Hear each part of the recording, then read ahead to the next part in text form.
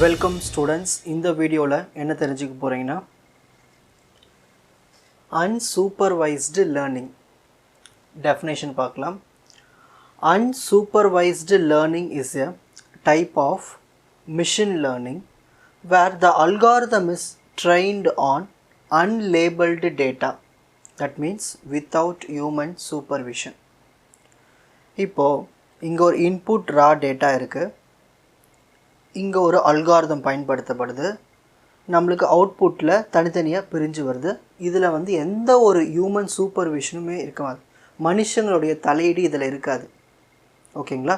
So அந்த மாதிரி algorithm தான் வந்து அன்சூப்பர்வைஸ்டு லேர்னிங் அல்காரிதம். ஸோ இந்த இன்புட் ரா டேட்டாவில் பாருங்கள், சர்க்கிள்ஸ் இருக்குது, ஸ்கொயர்ஸ் இருக்குது, ட்ரையாங்கிள்ஸ் இருக்குது. ஸோ இது ஒரு அல்காரிதம். ஏஐ என்ன பண்ணுதுன்னா பிரித்து கொண்டு வருது. ஸ்கொயர்ஸ் தனியாக, ட்ரையாங்கிள்ஸ் தனியாக, சர்க்கிள்ஸ் தனியாக.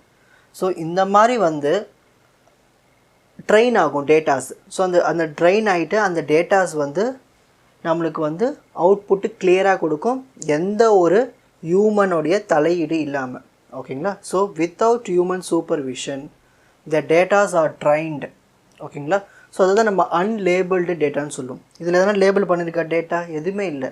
ஸோ எல்லாமே ஒரு கிளம்ஸி அங்கங்கே இருக்குது. ஸோ அது எல்லாம் எடுத்து தனித்தனியாக பிரிஞ்சு வந்திருக்கு அவுட்புட்டில்.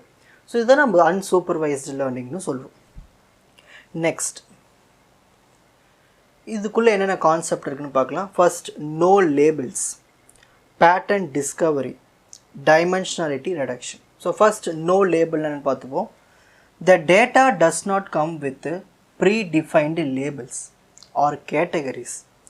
The model tries to learn the structure of the data without guidance. இப்போது ப்ரீவியஸ் டயக்ராமில் பாருங்கள், இதில் வந்து ஸ்கொயர் தனியாக, ட்ரையாங்கிள் தனியாக, சர்க்கிள் தனியாக லேபிள் பண்ணியிருக்கா? இல்லை, எல்லாமே கும்பலாக இருக்குது, குரூப்பாக.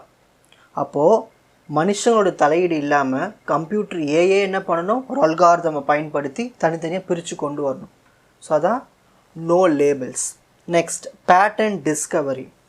The main goal is to identify patterns, groupings or structures within the data. So கொடுத்துருக்கிற டேட்டாவை வச்சு கம்ப்யூட்டர் தானாகவே ஒரு பேட்டர்னை க்ரியேட் பண்ணி தனித்தனியாக பிரித்து கொடுக்கும், குரூப்பாக.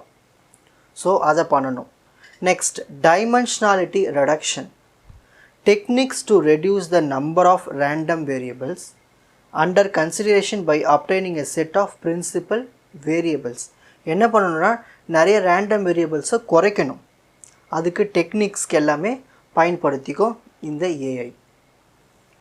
நெக்ஸ்ட், அன்சூப்பர்வைஸ்டு லேர்னிங்கில் ஒரு method, clustering method. Grouping data points into clusters such that items in the same cluster are more similar to each other than to those in other cluster. இப்போது இங்கே ஒரு ஒரிஜினல் டேட்டாஸ் இருக்குது. ஓகேங்களா? இது clustering பண்ணுது. அதாவது ஒரு சைஸ் வச்சு கிளஸ்டர் பண்ணலாம், இல்லை இந்த குறிப்பிட்ட லொக்கேஷனில் இவங்களாக இருக்கலான்னு கம்ப்யூட்டர் தானாகவே என்ன பண்ணுன்னா ஒரு ரெகக்னைஸ் பண்ணுறது தான். இந்த இடத்துல ரெண்டு தனியாக இருக்குது, ஸோ இது ஒரு குரூப் பண்ணிவிடுவோம், இது ஒரு கிளஸ்டர் பண்ணிவிடுவோம். இந்த 3 இங்கே ஓரமாக தனியாக இருக்குது, ஸோ இந்த 3த்தையும் கிளஸ்டர் பண்ணிவிடுவோம். இந்த 4 கொஞ்சம் ஓரமாக தள்ளி இந்த இடத்துல இருக்குது, ஸோ இந்த 4த்தையும் கிளஸ்டர் பண்ணிவிடுவோம். டேட்டாஸை வந்து ஒரு குரூப்டாக அங்கங்கே இருக்கிற டேட்டாஸை கிளஸ்டர் பண்ணி பிரித்து கொண்டு வந்துடும். இந்த டெக்னிக் தான் கிளஸ்டரிங் டெக்னிக்னு சொல்லுவோம். Next, K means. ஸோ இந்த கிளஸ்டரிங்கில் கே மீன்ஸ் ஒரு அல்காரிதம் இருக்குது. Partition the data into K clusters. இப்போ நம்மளுக்கு ஒரு பல்க் பிக் டேட்டா கிடச்சிருக்கு, அதை நம்ம கிளஸ்டராக பிரிச்சிடணும். K clusters. கேனா நம்ம கொடுக்குற வேல்யூஸ், ஒரு cluster, 2 cluster, 3 cluster, n clusters. அதான் இந்த k clusters. Each represent by the mean of the points in that cluster. இப்போது இந்த கிராஃப்லேயே பாருங்கள், நிறைய பாயிண்ட்ஸ் இருக்குது. ஸோ இந்த ஒரு ஏரியா பாயிண்ட்ஸ் ஒரு கிளஸ்டர், இங்கே ஒரு கிளஸ்டர், இங்கே ஒரு கிளஸ்டர். இந்த ஒவ்வொரு கிளஸ்டருக்கும் மீன் வேல்யூஸ் இருக்கும். இந்த மாதிரி கிளஸ்டராக பிரிஞ்சிருக்கும், அதான் கே கிளஸ்டர்ஸ். ஸோ இந்த கிளஸ்டருக்கு கே இஸ் ஈக்குவல் டு 3, ஏன்னா 3 கிளஸ்டர்ஸ் இருக்குங்க இல்லையா. Next, steps of k means algorithm. இந்த கே மீன்ஸ் எப்படி வந்து அல்காரிதம் ஒர்க் ஆகுதுன்னு பார்க்கலாம். ஃபஸ்ட்டு என்ன பண்ணணும்னா இனிஷியலைஸ் பண்ணணும். Choose the number of clusters. இப்போ நீங்கள் ஒரு டேட்டா கொடுத்துட்டீங்க, மாம்பழம், வாழைப்பழம், அப்புறம் வேறு ஏதாவது ஒரு ஆப்பிள். இந்த 3 நிறைய இது கும்பலாக நிறைய மிக்சிங்காக இருக்குது. நான் சொல்லிடுறேன் 3 கிளஸ்டராக பிரித்து கொடு ஏன்னு. அப்போது அந்த இடத்துல k is equal to 3ன்னு எடுத்துக்கும். So choose the number of clusters k. 3 பிரித்து கொடுத்துரும். Randomly initialise k clusters centroid. ஒவ்வொரு கிளஸ்டருக்கும் சென்ட்ராய்டு க்ரியேட் பண்ணும். சென்ட்ராய்டுனா தெரியல, 3த்துக்குமே காமனான point. These can be randomly selected from the data points or initialized using methods like k-means ++ன்னு ஒரு அல்காரிதம் இருக்கும். அதை யூஸ் பண்ணி அந்த டேட்டாஸ்லேருந்து சென்ட்ராய்டு வேல்யூவை கண்டுபிடிச்சிரும் இந்த AI. Next second step assignment. ஒவ்வொரு டேட்டா பாயிண்ட்டுக்குமே நம்ம என்ன பண்ணணும்னா நியரஸ்ட் கிளஸ்டர் சென்ட்ராய்டு கொடுத்துடணும். ஃபார் எக்ஸாம்பிள் இந்த டயக்ராம் பாருங்கள். இப்போது இங்கே 3 கிளஸ்டராக பிரித்தாச்சு. இந்த பாயிண்ட்டு இந்த கிளஸ்டருக்குள்ளே வரலாம்னு ஒரு ப்ரெடிக்ஷன். அப்போது இது ஒரு கிளஸ்டருக்குள்ளே கொடுத்தாச்சு. இந்த பாயிண்ட்டு கொஞ்சம் இப்படி கீழே இருக்குது, ஸோ இந்த கிளஸ்டருக்குள்ளே வரலாம். இந்த பாயிண்ட்டு கீழே இருக்குது, இதுக்கு ரெண்டுத்துக்குமே கீழே இருக்குது, இந்த கிளஸ்டருக்குள்ளே வரலான்னு நம்ம என்ன பண்ணணும்னா அசைன்மெண்ட் கொடுத்துடணும். This is done by calculating the distance between each data point. ஸோ இது ஒரு டேட்டா பாயிண்ட், இது ஒரு டேட்டா பாயிண்ட். இந்த 2 டேட்டா பாயிண்ட்டுக்குள்ள ஒரு டிஸ்டன்ஸை கண்டுபிடிச்சி இது எந்தெந்த கிளஸ்டரில் சேர்க்கலான்னு முடிவு பண்ணிடலாம். அந்த டிஸ்டன்ஸ் யூக்ளிடியன் டிஸ்டன்ஸ் 10th படிச்சிருக்கோம் இல்லையா, distance between 2 points, Euclidean scientist அந்த formula x1 x2 minus x1 the whole square plus y2 minus y1 the whole square. அதுக்கு ரூட் எடுத்தோம்னா நாளைக்கு அந்த டிஸ்டன்ஸ் பிட்வீன் ப்ராப்ளம் பார்த்துருக்கோம் இல்லையா. ஸோ இந்த மாதிரி ஈக்குவலிடியன் டிஸ்டன்ஸ் எல்லாத்தையும் நம்ம கண்டுபிடிக்கணும். நெக்ஸ்ட் அப்டேட் பண்ணணும். Recalculate the centroid of the clusters by taking the mean of all data points assigned to each cluster. ஒவ்வொரு கிளஸ்டருக்குமே நம்ம டேட்டா பாயிண்ட்ஸ் அசைன் பண்ணியிருப்போம். இந்தமாதிரி நிறைய டேட்டா பாயிண்ட்ஸ் அசைன் பண்ணியிருப்போம். இது எல்லாத்தையும் ஆட் பண்ணி நம்ம டிவைட் பண்ணணும். அதான் மீன் வேல்யூ கண்டுபிடிக்கணும், ஆவரேஜ் வேல்யூ. அப்படி கண்டுபிடிக்கும் போது நம்மளுக்கு சென்ட்ராய்டினுடைய ரீகால்குலேட்டட் வேல்யூ கிடச்சிடும். அப்டேட் பண்ணிகிட்டே இருக்கணும். Next repeat the assignment and update steps until the centroid no longer change significantly or a predefined number of iterations is reached. நிறைய இந்த ஸ்டெப்ஸை பண்ணிகிட்டே இருக்கணும். அசைன் பண்ணணும், அப்டேட் பண்ணணும், அசைன் பண்ணணும், அப்டேட் பண்ணிகிட்டே இருக்கும்போது சென்ட்ராய்டினுடைய வேல்யூ நின்றுடும். ஃபார் எக்ஸாம்பிள் சென்ட்ராய்ட் 3 தான் ஆன்சரு. ஆனால் நான் ஐட்ரேஷன் பண்ணிகிட்டே இருக்கும்போது 3.1 வருது, 3.2 வருது, 3.3 வருது, 3.1 வருது, 3.1 வருது, 3 வருது, 3 இப்படியே போயிட்டே இருந்ததுன்னா அப்போ லாஸ்ட்டில் 3 நின்றுடும். அந்த ரிப்பீட் ஆகிட்டே இருக்கும் 3. ஸோ அந்த மாதிரி ஐட்ரேஷன் நடக்கும்போது ஒரு கான்ஸ்டன்ட் வேல்யூக்கு வந்துடும். ஸோ இந்த மாதிரி பண்ணும்போது அந்த k மீன்ஸ் அல்காரிதம் ஸ்டாப் ஆகும். நெக்ஸ்ட் இதனுடைய அட்வான்டேஜஸ் பார்க்கலாம். Simplicity, easy to understand and implement. Easy தான் இந்த algorithm. Efficiency, computationally efficient especially for large data set. நிறைய கும்பலாக கொடுத்தா தனித்தனியாக பிரித்து கொடுத்தது இல்லையா. Scalability, scale well with number of data points. எவ்வளவு டேட்டா பாயிண்ட்ஸ் கொடுத்தாலும் அதுக்கு ஏற்ற மாதிரி அதோட தனித்தனி ஸ்கேலில் பிரித்து கொடுத்துருது. Next disadvantages, choice of k. இப்போது கிளஸ்டர்ஸ் நம்ம கொடுக்கணும், எத்தனை கிளஸ்டர் வேணும் நம்ம தான் சொல்லணும், அதுவாக எடுத்துக்காது. இது ஒரு டிஸ்அட்வான்டேஜ்.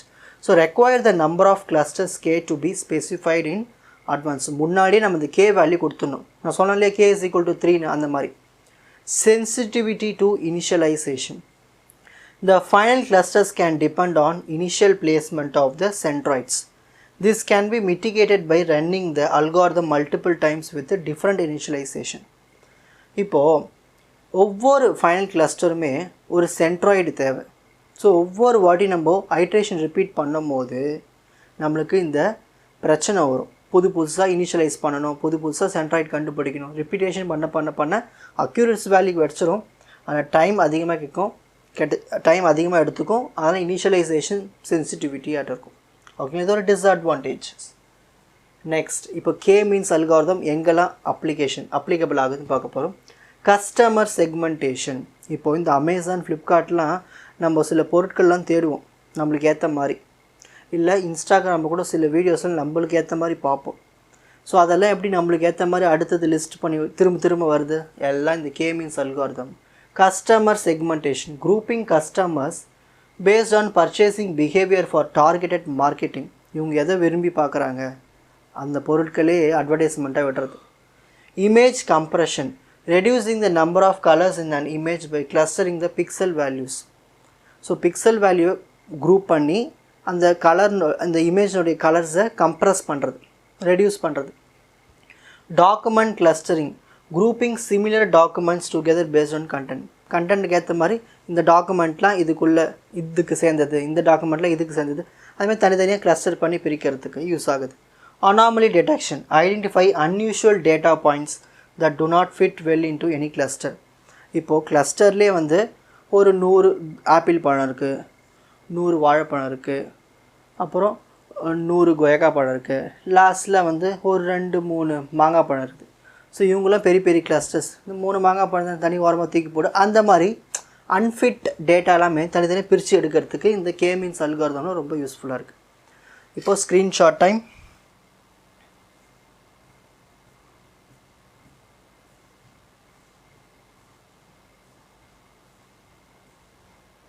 Okay, definition,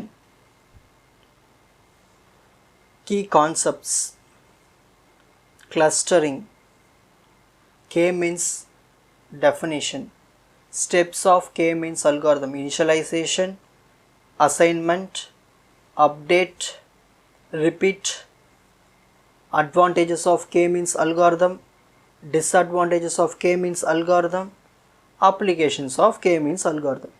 ஸோ உங்களுக்கு இந்த கான்செப்ட் ஈஸியாக புரிஞ்சிருக்கும்னு நினைக்கிறேன். வாட்ச் அதர் எபிசோட்ஸ் இந்த appropriate playlist. 4G Silver Academy, Strength, Success, Clarity.